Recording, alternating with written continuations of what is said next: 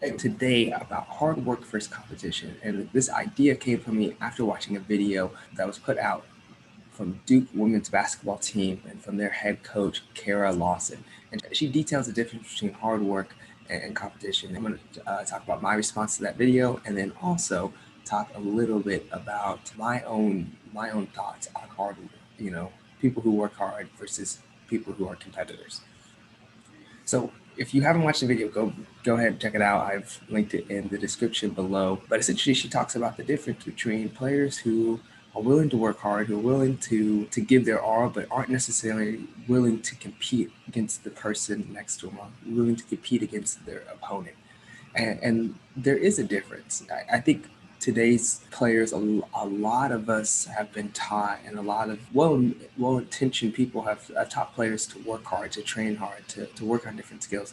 And I think some of the youth players that are coming up that I've worked with are some of the most talented players I've worked with, and they're hard workers, and they're disciplined players, but they're not necessarily competitors, because I think it takes a different mindset to really try to compete. I'll put myself up first for this, because I really do believe that I was an extremely hard worker. I was a player who was grinding, but not necessarily a competitor. And I'll give you an example. I would not compete necessarily on drills that I knew I wasn't as skilled at, or wasn't as talented on, because I knew I would lose.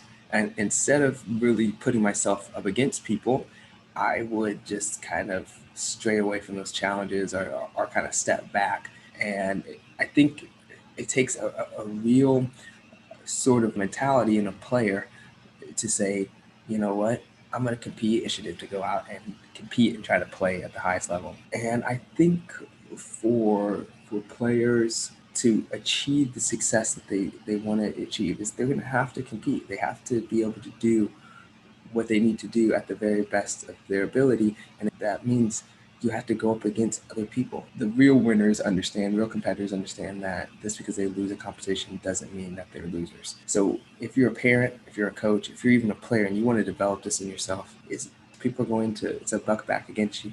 How are you going to be able to step up? You have to be able to compete against other players. You got to sometimes other players, other people, you're going to have to compete, right? But number one are what I want you to do. Beyond that, I want your player to be able to compete against themselves.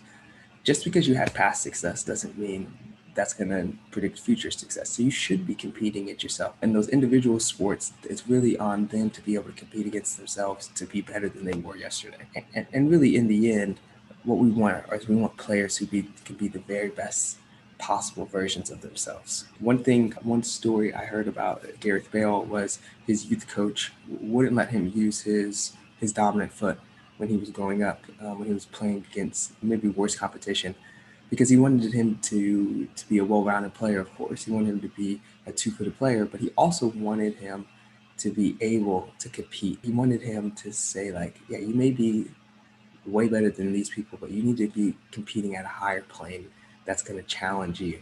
And what's going to challenge you is you only being able to use your weak foot. And so that's what have your player compete against themselves always. Compete against other people, of course, but have them compete against themselves always. So that's what I would say. Those are my thoughts on hard work versus competition.